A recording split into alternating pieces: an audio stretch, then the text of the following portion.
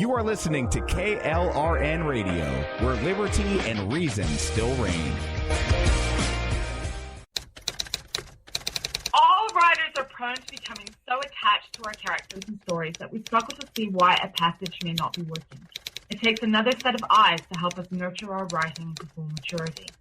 At Black Wolf Editorial Services, we strive to enable writers to develop and grow, shaping stories into masterpieces that can stand the test of time. Editing services are provided for all genres and all age categories. Services range from critiques of the short story through to the line edits of the full-length novel and copy editing for those preparing for publication. We also offer assistance on generating a writer's bio for your website, as well as help with those book blurbs and promotional material. We won't abandon you to the masses. We want to celebrate with you in your successes. Black Wolf Editorial Services, nurturing your writing into maturity. For a full list of services and prices, visit us at blackwolfeditorial.com. Individuals and businesses with tax problems, listen carefully. Do you feel like you're losing control over your finances? If you owe over $10,000 in back taxes or have unfiled tax returns, we can help you take back control. The IRS is the largest and most aggressive collection agency in the world, and they can seize your bank account, garnish your paycheck, close your business, and file criminal charges. Take control of your tax problems now by calling the experts at Tax Mediation Services and take advantage of the Fresh Start program and new laws that may allow us to negotiate a settlement for the lowest amount possible. Our team of tax attorneys and enrolled agents can stop collections and get you protected so you can take control of your financial future. Tax Mediation Services is accredited by the Better Business Bureau. Call now for a free case review and a price protection guaranteed quote. Call Tax Mediation Services now at 800-610-9050. That's 800-610-9050. 800-610-9050. Welcome to Opinion Nation. And we stand today on the edge of a new frontier. There is nothing wrong with America that cannot be cured by what is right with America. What makes us Americans is our shared commitment to an ideal that all of us are created equal. I, too, am America. Now here's your host, Bryce Robbins. Hello, everybody. What a beautiful Saturday morning, coming to you live August 13th from sunny New Jersey. Now, I was actually just realizing that soon I'm not going to get to say that anymore. I'll be saying coming to you live from Washington, D.C. So my days in New Jersey are numbered. Just had to get that out there. All right. Today at 11:30, we're supposed to have Dr. Jill Stein of the Green Party coming on our show, and we're going to talk a lot about the military. We're going to talk about terrorism. We're going to talk about her policies and her running as a third-party candidate. But before we do so, I'm going to have my co-host on Finding Common Ground, Rowdy Ricky Robinson, join me to discuss third-party candidates, their viability, the, need for them or the not need for them. And we're going to have a real discussion before a major third-party candidate member, I guess you would call it, comes on the show. So, Rowdy Ricky Robinson from America Off the Rails, how are you doing? I'm doing all right, Bryce. And the short answer to your first question is yes, we have, in my opinion, a desperate need for third parties because you can't even really call them the third party anymore because the main parties are basically just mirrors of one another at this point. So yeah, we need other choices. And honestly, I'm coming around to the mindset of we need as many choices as possible so that we can start making sure that things actually get changed and fixed instead of we're only going to be able to fix it if you vote for the Republicans. Oh, if you vote for the Republicans, they're going to build a wall and they're going to put all your money into the military, and that's bad. Look, it's all bad. It all sucks. It all stinks. Politics was never supposed to be a lifetime career appointment. It was supposed to be public service. Now we're basically their servants, not the other way around, and that's the biggest thing that needs to be fixed. All right, but what I'm a little confused about here is, I was listening to a recent interview with Obama, and I think he was on like CNN or something, and he was talking about the need for a stronger two-party. You know, when the two parties work together, we have a stronger two-party system, and that's good for America. But then that completely contradicts the ideas of the Founding Fathers, right? We look at George Washington's farewell address, and he talks about how we need to get rid of the two-party system. We cannot have, or not two-party system, but he said we cannot have political parties. So I guess my question is, if we take Washington's advice, won't we inevitably come back to having, you know, multiple parties? I mean, aren't parties kind of an inevitable feature of any political arena? Well, I mean, the simple fact of the matter is it goes back to basic human sociology. We are an animal that prefers to be in groups. Plain, simple, period. That's why even in smaller groups we had villages, we had tribes, families. The simple fact of the matter is we don't like to be alone. We also like to be around people that hold the same ideas that we do, which is why political parties eventually came into play, even though, if you want my honest opinion, they are completely terrible ideas. But that's why I think that we need as many parties as possible, because then what we could do, because again, we're tribal, always have been, always will be. It's never going to change. What we could do is start putting up people that have differing ideas, and instead of it always being narrowed down to just the two biggest people that have the biggest draw on the stage, we should be letting people make decisions based on other people's viewpoints. I mean, think of it this way. There was an oldish, because now it's been remade, show Battlestar Galactica that had this group called the Quorum of 12.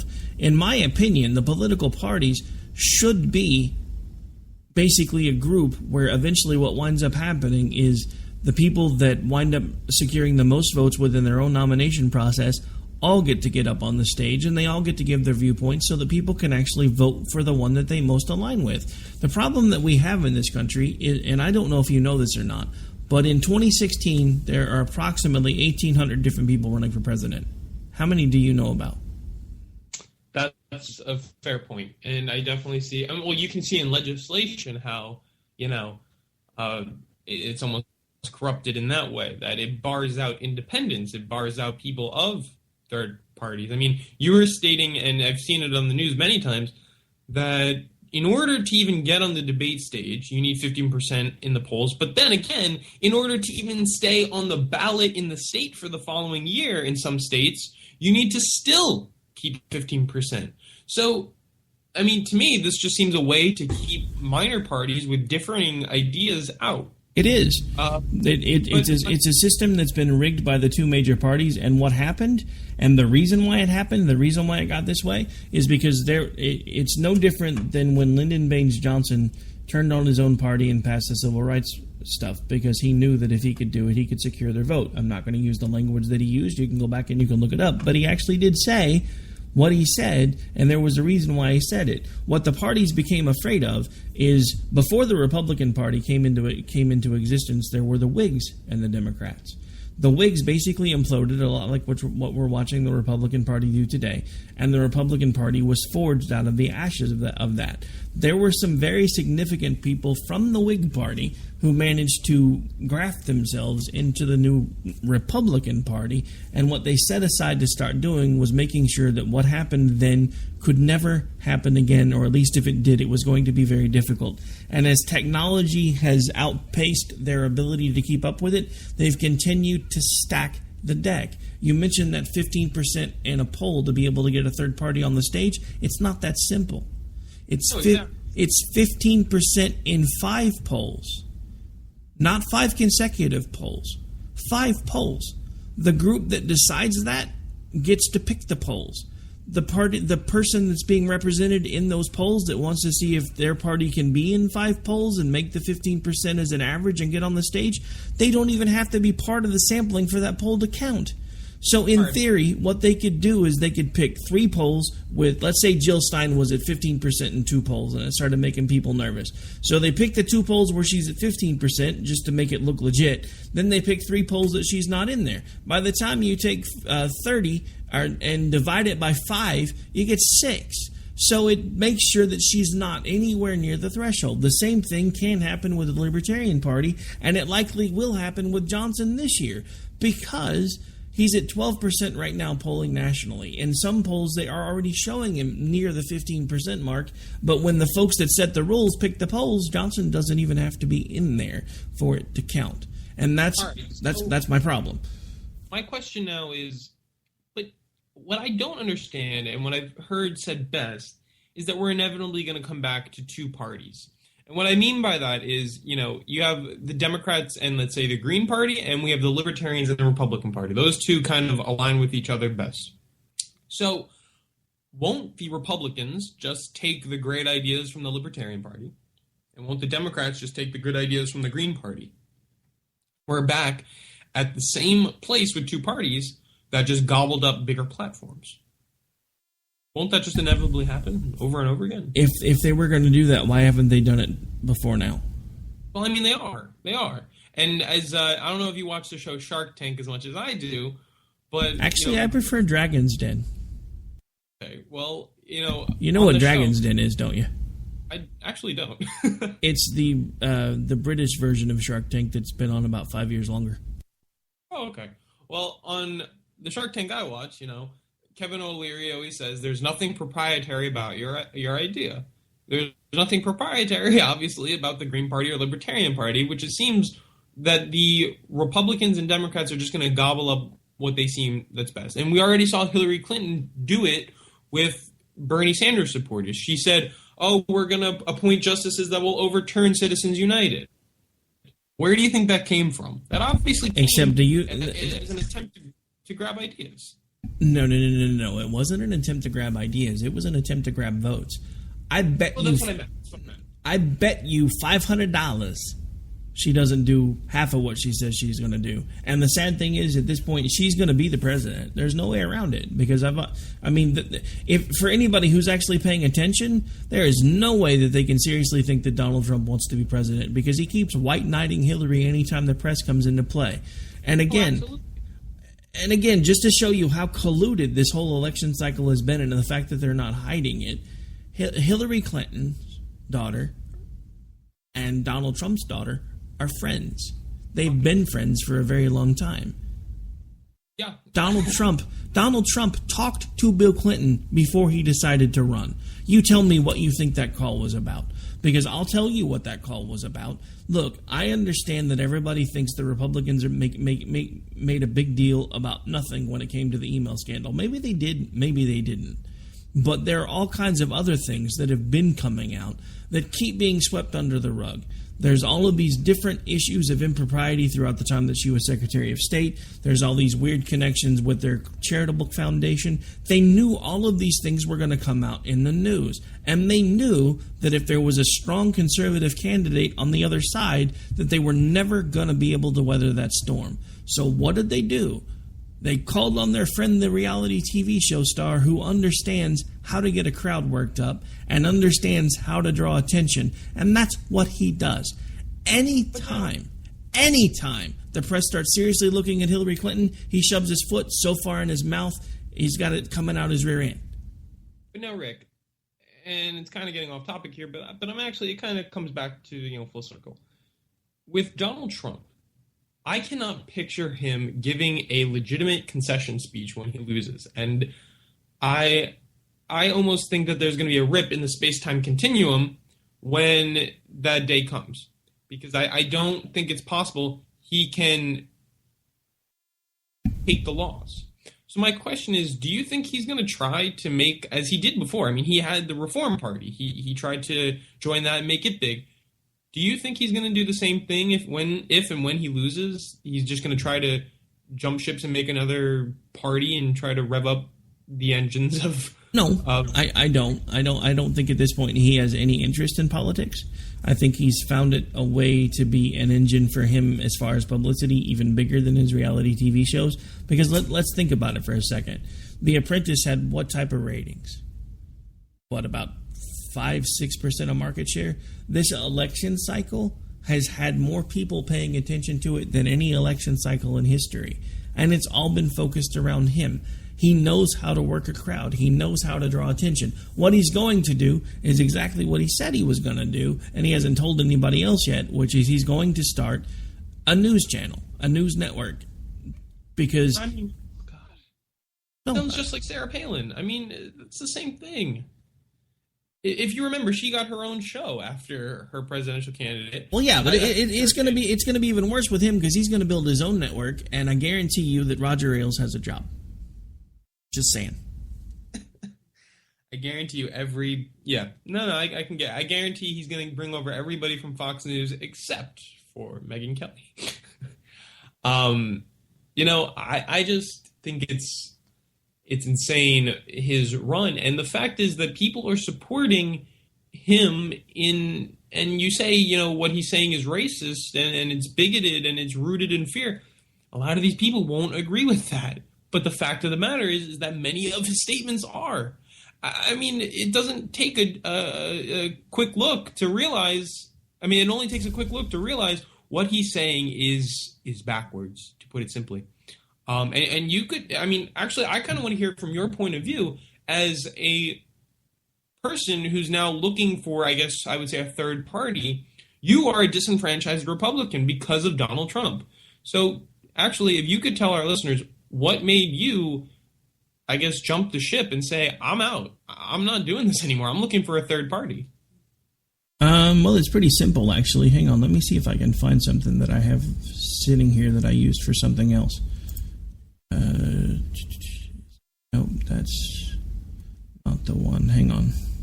So, just for anyone who doesn't know, Rick is also the producer of Opinion Nation, always pressing the buttons behind the scenes. So I got to give him a shout out for that. Always got to make sure he's staying alert while his ears are bleeding to the liberal nonsense that always goes on. But, here we go. We had you on the program. No, that's not the right one. Never mind. All right, so let me tell you what the turning point was for me for Donald Trump, because I've said it on pretty much every show I've done when anybody's asked me this question. For about the first 2 months that he was running, I wasn't on board the Trump train, but I was considering purchasing a ticket because I liked when he came on the scenes and he told people what he thought.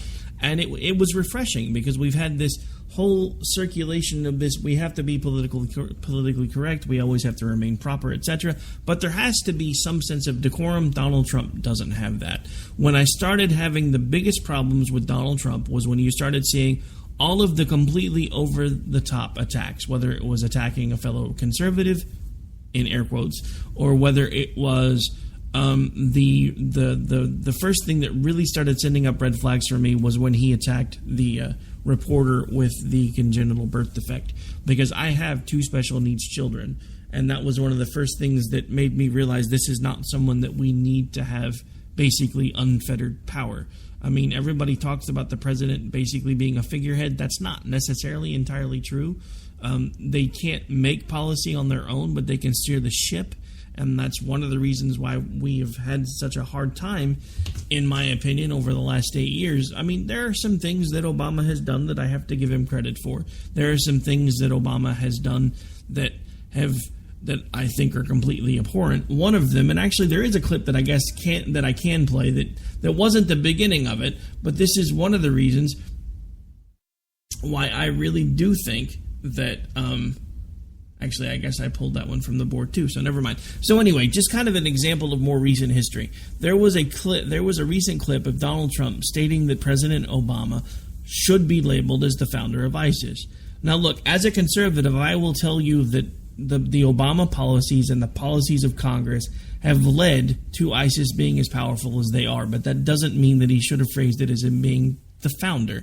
He could have phrased it in a much different way that would have brought a lot more people to the table and possibly even right around to his way of thinking when it comes down to it, because we are directly responsible for the creation of ISIS all the way back to the Bush administration when we took it upon ourselves to topple a dictator.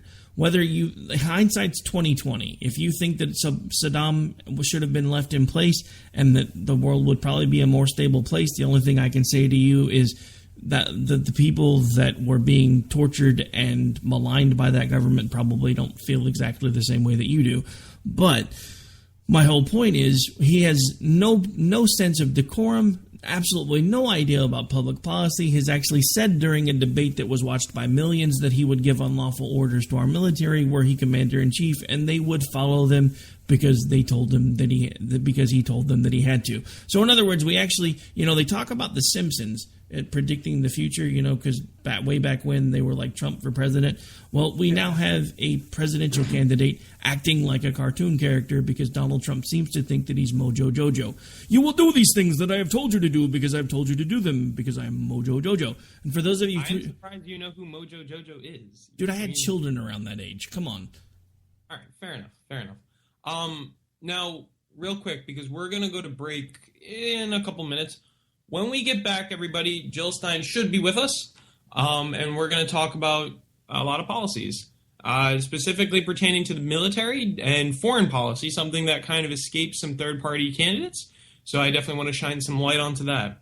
I've listened. I've taken many of your questions that you've sent or emailed to me. So here, if your question is asked, please make sure to send, input and your feelings, I guess, to me at Bryce at KLRN. Bryce at KLRNradio.com. I got to get used to the new business email. I know, right? Also, what was that? Sorry. I said I know, right? Yeah. Also, before we just get back to our conversation in the next couple minutes, so we at KLRN are very proud of our sponsors and are very proud of, the fan base that we have built up. So we definitely encourage you to check out our new website, klrnradio.com, where you can check out a full list of show schedules, our shows in their entirety. And you can also, if you would like, go check out the donations button because, we don't keep the lights on for free, folks. But, any donation is welcomed. And yeah, make sure to check out our website. Damn you, Edison. Pretty well, right? Yeah. Damn you, Edison. If Tesla had won that argument, we might have free electricity. Just saying. So basically, in the countdown for Jill Stein to come on the show, kind of a fun interview you're going to have. Probably the biggest name I've had on my show, I'd say, since Jim Gilmore came on. I'd say almost a year ago he came on. Maybe a little less. No, it was a little less. Probably like last fall or something. But, yeah, so this is definitely interesting. So, Rick, tell me, before you have big fun interviews, what is your, prep? What do you do? When you had John Sununu on, for example, I don't know who your biggest interviewer was, but what is your pregame as a big radio show host that you are? Sitting in a corner, rocking back and forth, praying I don't screw things up. Right, I feel as though we listen to people in the media doing these interviews, but you got to get a little nervous. Like when I watch the people on CNN or even Jon Stewart on Comedy Central when he interviews Obama, your palms got to get a little sweaty, I imagine. I will be completely honest. I have been doing this now for nearly 8 years, and I still get butterflies every time I flip the switch. But when I have a big guest on, when I interviewed John Sununu, it was really when the show was just really starting to get popular. It's been, almost 3 years ago now. And first of all, it was a Hail Mary in the first place. I found his Twitter account, and I'm like, hey, I saw you got a book. You want to come on and talk about it? I'm thinking, yeah, never going to hear from this guy. All of a sudden, he's like, hey, shoot an email to this person. Next thing I know, like 3 months later, they're coming on my show. So my prep work for like that whole 3 weeks was, oh my God, I got John Sununu. I don't know what I'm going to talk about, but by God, I got John Sununu. That was basically my prep work. Yeah, no, I basically felt the same way with Jill Stein. I really wasn't expecting to get her, but I'm glad I did. And I definitely have a lot of tough questions to ask because I really feel as though politicians are not held accountable for some of the things they say. And I'm glad, she's ready. So we are going to go to break right now. When we get back, we are going to have Jill Stein online with us, to answer some questions. So stay tuned for more Opinionation with Jill Stein. I'm Bryce Robbins. We'll see you after the break, everybody. Stay tuned.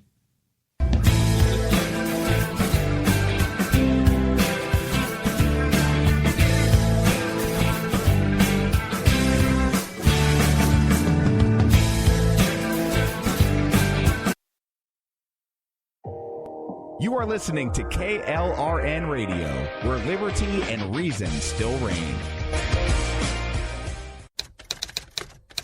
All writers are prone to becoming so attached to our characters and stories that we struggle to see why a passage may not be working. It takes another set of eyes to help us nurture our writing to full maturity. At Black Wolf Editorial Services, we strive to enable writers to develop and grow, shaping stories into masterpieces that can stand the test of time. Editing services are provided for all genres and all age categories. Services range from critiques of the short story through to line edits of the full-length novel and copy editing for those preparing for publication. We also offer assistance on generating a writer's bio for your websites, as well as help with those book blurbs and promotional material. We won't abandon you to the masses. We want to celebrate with you in your successes. Black Wolf Editorial Services, nurturing your writing into maturity. For a full list of services and prices, visit us at blackwolfeditorial.com.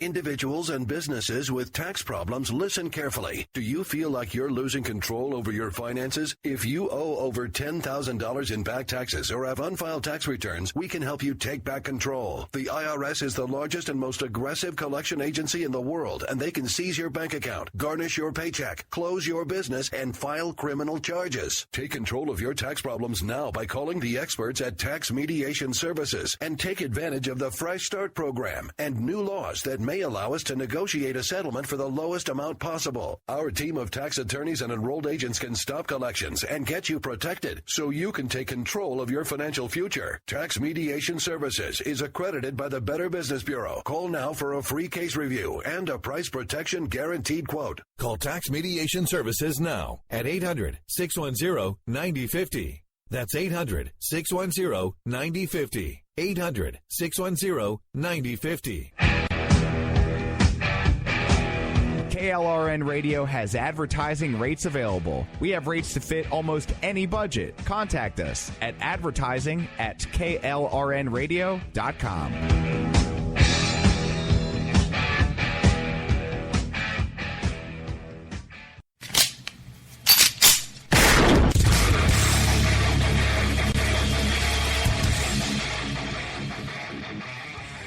This is Slickery Trigger for Rebel Road Tactical. With proper care and feeding, your pistol will be ready when you need it, there to save your life. Shouldn't your gear be that good? Whether you need a holster for comfortable everyday carry or a tough-as-nails holster for your next training course, Rebel Road Tactical has what you need. Check us out on the web at rebelroadtactical.com.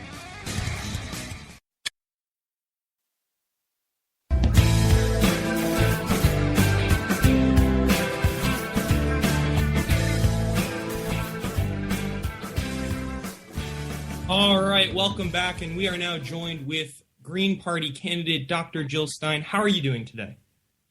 I'm doing great, Bryce. It's really great to be with you. All right, thank you. So let's just jump right in. So, Dr. Stein, I want to talk a little bit about the military and foreign policy. So you want to ban the use of drones. However, according to a recent CIA report and an article in the New York Times, it turns out that not only drones are cheaper, but they actually cost less collateral damage in the sense that they are killing less civilians. And this is a direct quote, drones kill less civilians than any other military weapon. So why ban drones if they have proven to be safer, more effective, and the best option for taking out terrorists? Well, studies also show that for every terrorist that's an intended target, drones actually kill 9 other people who are not intended targets. So, that's a 90% excess kill rate. And for the one person they kill, that is an assassination, actually, in which assumptions are made about people where not very much is known. So this is actually against international law. We know that where drones have been used, we have poisoned the waters and greatly accelerated the resistance against the U.S. So it's extremely counterproductive as well as against international law. So this is part... I would look at the big picture here for a moment. It's not just a question of drones, it's also the whole war effort, which is a massive, catastrophic failure that has cost us $6 trillion since the World Trade Towers, and which is only creating failed states, mass refugee migrations, and worse terrorist threats. So you don't want to go there. This is not the way to deal with world problems. Okay, so I just want to tell you according to the New York Times, they said that of the 152 people thus far killed by drones this year, 3 of them were civilians.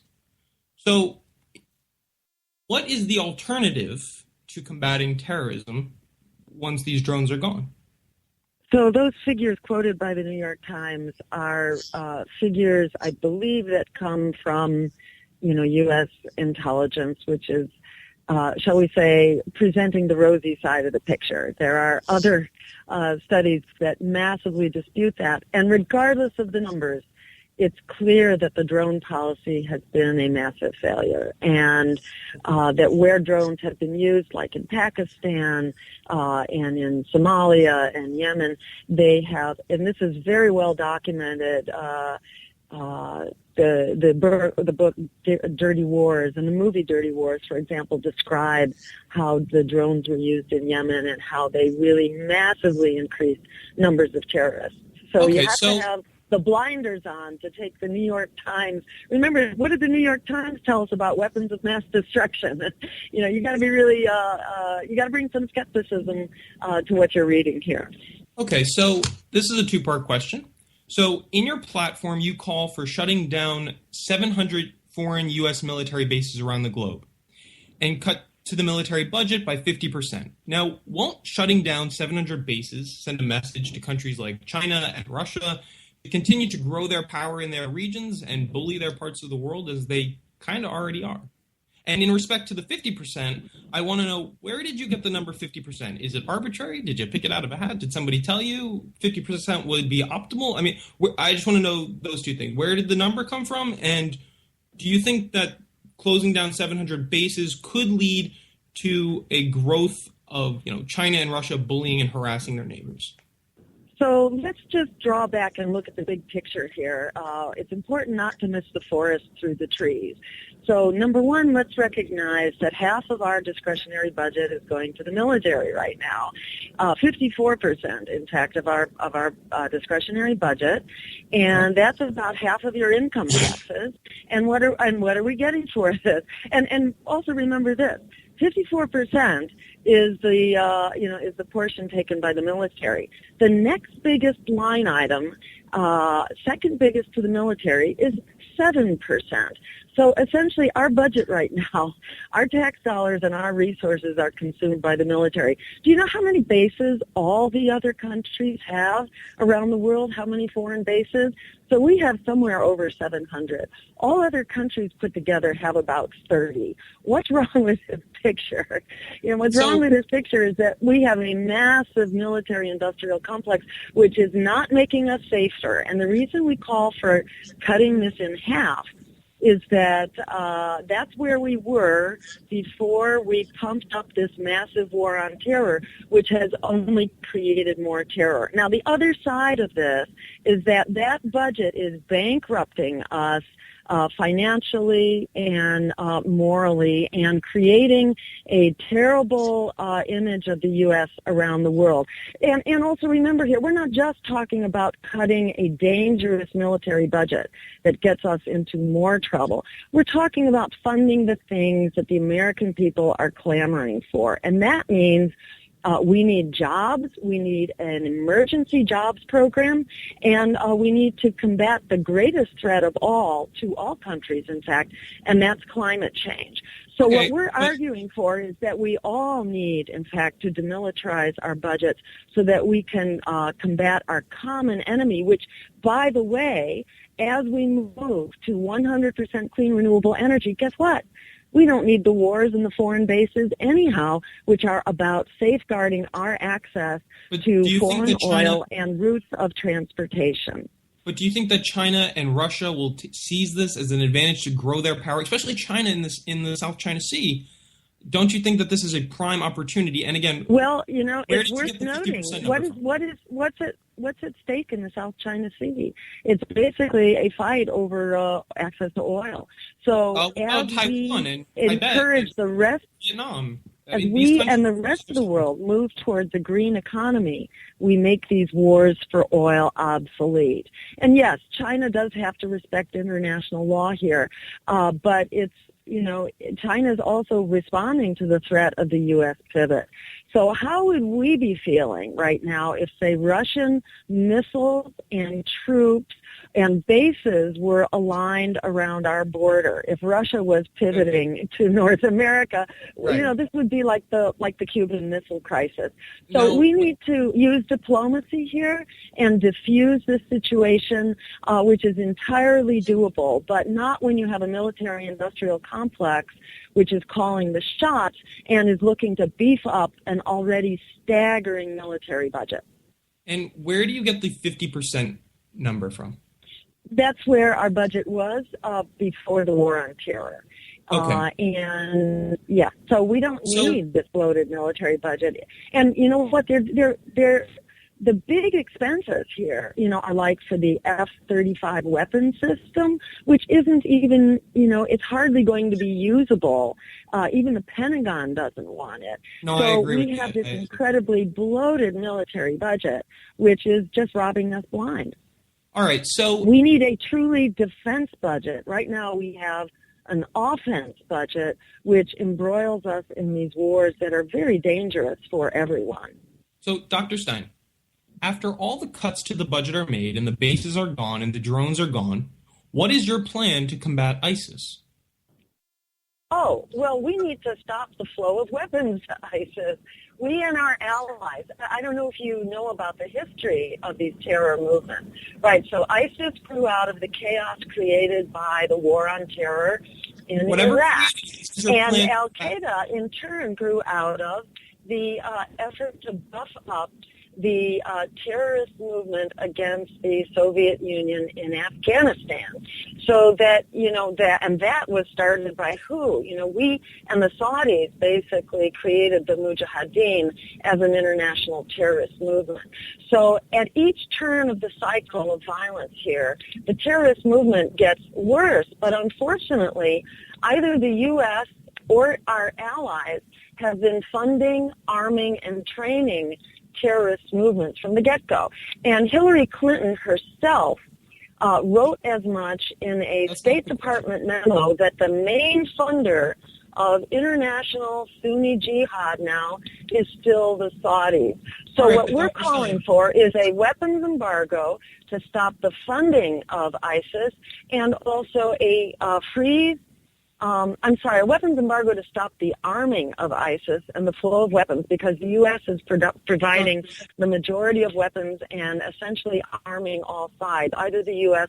or our allies, and the same is true for the funding. So we started the problem. We have the capacity to shut it down by stopping the flow of arms, stopping the funding, and also working with our allies, Turkey, to close off their border to the flow of jihadi militias. That's how you shut ISIS down.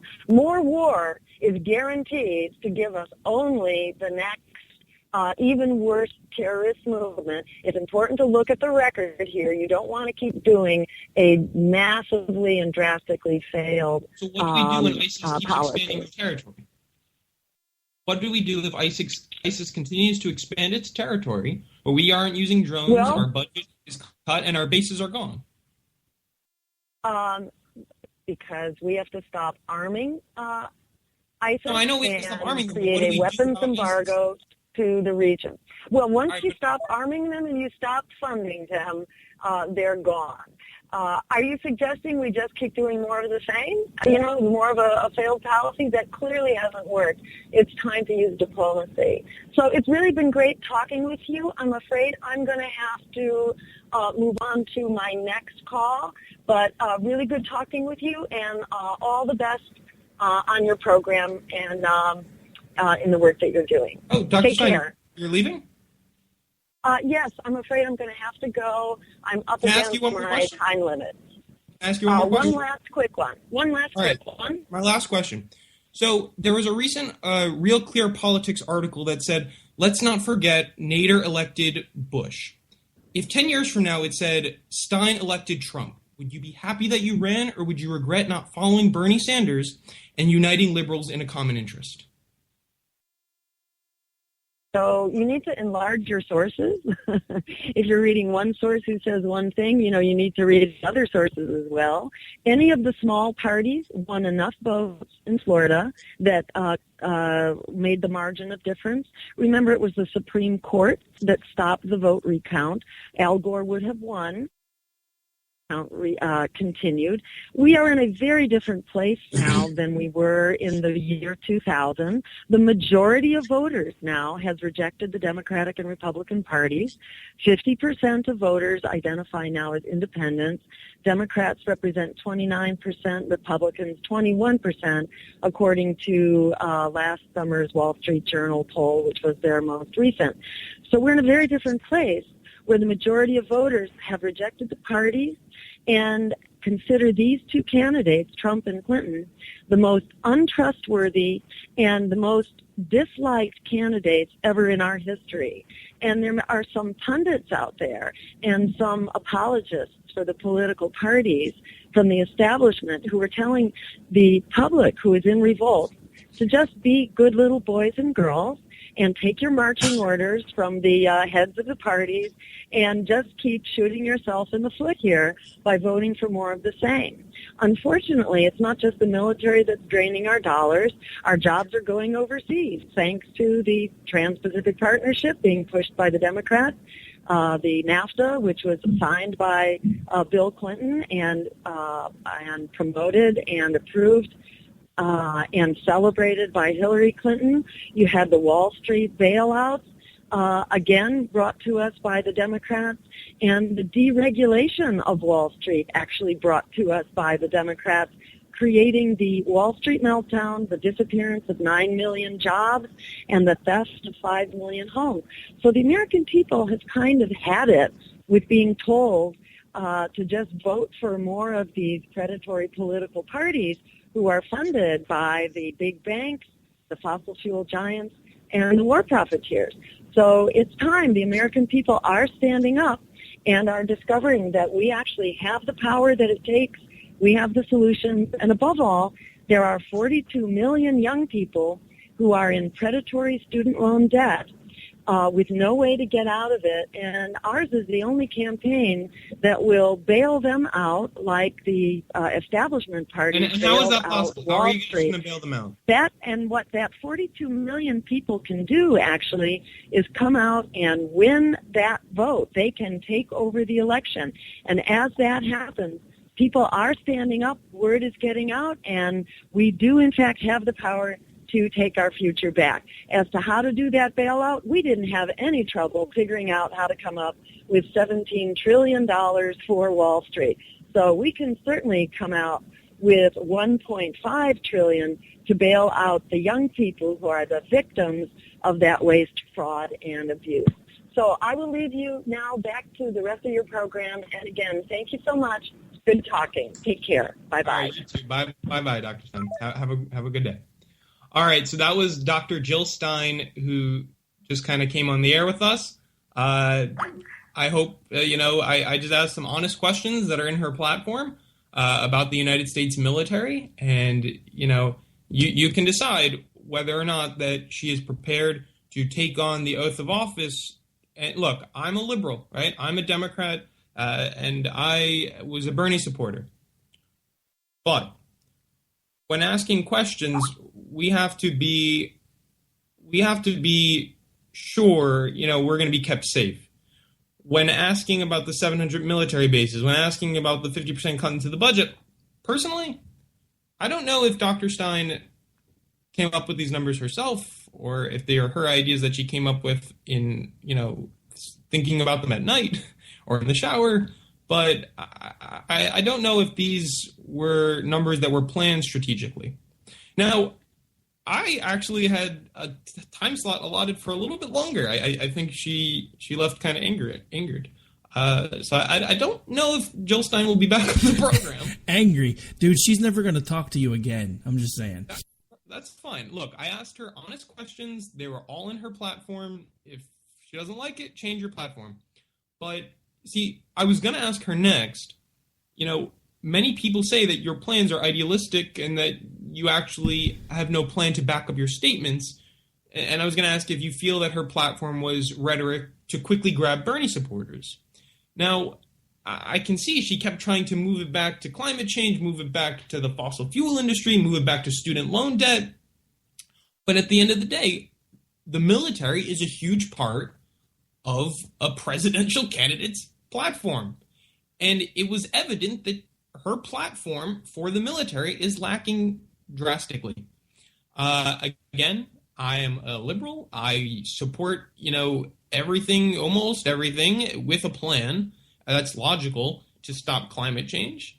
And one day I intend to run for office as a liberal, and I hope somebody holds me accountable for everything I put out there as well. But I think you already have run for political office, so how are you going to fix your school board, sir? Oh, well, how I'm going to fix my school board? Well, there's going to be interviews that'll come along for that. You want to check out my actual page, go to Bryce Robbins for the Leonia Board of Education. Email me there at info.bryceboe@gmail.com. But I want to stick Nice deflection, sir. Nice deflection. Just playing. Thank you. I'm working on my political savviness. But I want to stick with Jill Stein for the last 10 minutes of our show. Rick, come on. In the nicest way you can put it, I mean, her knowledge of the military and her... is no worse than Trump's. What? I'm sorry, I didn't hear you. You said her knowledge of the military, and I said is no worse than Trump's. I mean, yeah, and that's unfortunate. And this clearly, it shows a lack of readiness to be president. Not really. I mean, Barack Obama got 8 years of on-the-job training. Oh, my God. And Obama has taken out more terrorists than anybody else with, might I add, the use of drones, which has been his weapon of choice. But, for example, I want to get to that. But hang on. Because see, hang on. Let's stay on this topic for a second. Because didn't he run as the anti-war candidate? Wait, I don't want to talk about Obama right now. We're going to save that for another time. This is Jill Stein's episode still. I want to stick to Jill Stein. Who's pushing the button, Skippy? Just playing. All right. So with Jill Stein, she wants to ban drones. But if we're looking at the CIA reports and we're looking at the New York Times, they're stating that, and I'll read you the quote. Because the CIA tells us the truth all day, every day. But Rick, drones are killing, and these are quotes. I mean, I can either state the facts that I'm getting from the CIA, that I'm getting from the New York Times, that I'm getting from all these sources that are saying that drones are killing less civilians than any other military weapon. And they're the most effective weapon, and they keep our troops safe and out of harm's way. But what I don't understand is why you want to ban that, and when I asked... Oh, no, I never said I did. But it's interesting that you pointed out that drones are killing less civilians than terrorists. If it can only save one life... Isn't that the argument you guys use for gun control? Just saying, maybe we need some drone control. Rick, this is not finding common ground. Which, by the way, everybody listening, you can tune into. That's the show before this, where Rick and I kind of get a little loopy and out of control on various topics. But for now, I just want to... No, serious question. You just said that drones are killing less civilians than they're killing terrorists. Those are what the facts are saying. But the simple fact of the matter is, in America, guns kill more criminals than criminals kill people with guns. So isn't that the same logic? Rick, I'm not trying to talk about gun control. We can have this talk. No, actually, you were talking about drone control, which I'm just trying to give you the reasoning for her logic. It's the same parallel that you guys draw for gun control. I'm not saying that I agree with her. No, I understand that, but I'm just saying her logic is off. It's not there. There is no logic there. Did you just call Dr. Jill Stein mental? No, I'm not calling her mental. I'm just saying that she's illogical with her statement. Her statements don't make sense. If she wants to keep our country safe, and if she wants to cut the military's budget, why would you not use the cheapest option to keep us safe, which are drones? I mean, look, I'm just presenting the facts. I'm just going after her platform. And if that's not okay, then her entire platform is just idealistic and lacks any type of research or common knowledge or any type of insight that goes into keeping our country safe. If you want to talk about climate change, let's talk to Jill Stein about that, but that's clearly not what this interview was about. See, I could have talked to her about, how are we going to keep the earth clean? And I would have loved that because everybody knows I'm a huge environmentalist. But the fact of the matter is that's not the only job as president, is to worry about the environment and ecosystem, as much as I think that should be a... That's not what you said last week. I'm just playing. No, it should be a predominant issue within your cabinet. But keeping our country safe is another predominant, factor that makes up the presidential cabinet. And just saying, oh, we're going to stop, shipping weapons to people in the region makes absolutely no sense. In fact, she even talks about cutting military funding to countries like Israel, which I understand are not necessarily doing everything they can to make peace, but are sure as hell a much better nation than all of them surrounding. I mean, for example, Israel, and I've said this before, the only country in the Middle East, at least that I can identify, that is giving women equal rights to men, that is providing gay rights, that, doesn't stone people for those types of things. So if you really want to target human rights abusers, I don't know why we're not applauding Israel for everything that they do. I do think that Israel has its work cut out for itself if it really wants to achieve peace, but that's, again, a whole other topic for a whole other time that actually, if you want to go check it out, go listen to the Carrie Wedler episode. She's a internet celebrity who's vehemently opposed to Israel. So go check that one out. But again, in reference to Jill Stein, this interview was not to be about what she likes. It was to be about what her platform is about. I have a question about that. Did you let her know up front that this wasn't going to be a fluff piece? Because I'm telling you, she was literally felt blindsided, and she tried to drop out on you 10 minutes in after promising you at least 15. So she was mad, brother. I told her, and I will read the interview, I said, the topics are going to be about the military, they're going to be about your platform in general, and you as a third-party candidate. And the first thing I said was the military. Because, Rick, the entire job of the presidency is for the common defense of our country, is to defend our country. They are the commander-in-chief and not the commander in sitting back and letting China and Russia take over half the world. I mean, we see what's happening in Ukraine. Donald Trump doesn't even realize that Russia's in Ukraine. We see what China's doing in the South China Sea. I mean, come on. We're going to leave Russia to the Middle East? We're going to leave Asia to China? I mean, our country at least stands for common principles and keeps countries safe. If we pulled out of China, out of the South China Sea area, in Asia specifically, we would kiss Tibet, Vietnam, Laos, Taiwan, and even Hong Kong. You said Taiwan twice. Democracy and freedom goodbye, because we are the only country that is keeping them, or at least stopping or halting the expansion of China. And look at Russia. And I applaud George Bush for doing this, and it's probably one of the only things I can agree with him on, is that when he put missiles in Turkey and Poland, he sent a message to Putin. The second we got rid of those missiles, look what he did. He went exactly for Ukraine. And I'm just trying to say, these countries are not like us, all right? And we can try and appease them, and with peace and love, but at the end of the day, it just simply, it doesn't make sense for a presidential candidate to state that they are going to, we're just going to pull out of everywhere, we're going to close down our 700 military. First of all, that's not realistic. She is pandering to a group of people who evidently aren't understanding what our military even does around the globe, doesn't appreciate what our military does around the globe, and also, well, I can agree that there's a lot of waste in the military. In fact, on our first interview, Rick, I talked about the F-35 being such a waste of money, and everybody I have on will agree with me that it is a waste of money, a colossal waste of money. Even the military doesn't like it. But that doesn't mean, and I even proved it in the interview, where does the 50% number come from? That was the number before the war on terror. We're in the war on terror. And again, I want to remind my folks, and my listeners and my fans and whoever, I am liberal. I am a Democrat, and I'm not a hawk. But I'm not going to be naive. You're kind of sounding like a hawk right now. Not that I disagree with anything that you're saying.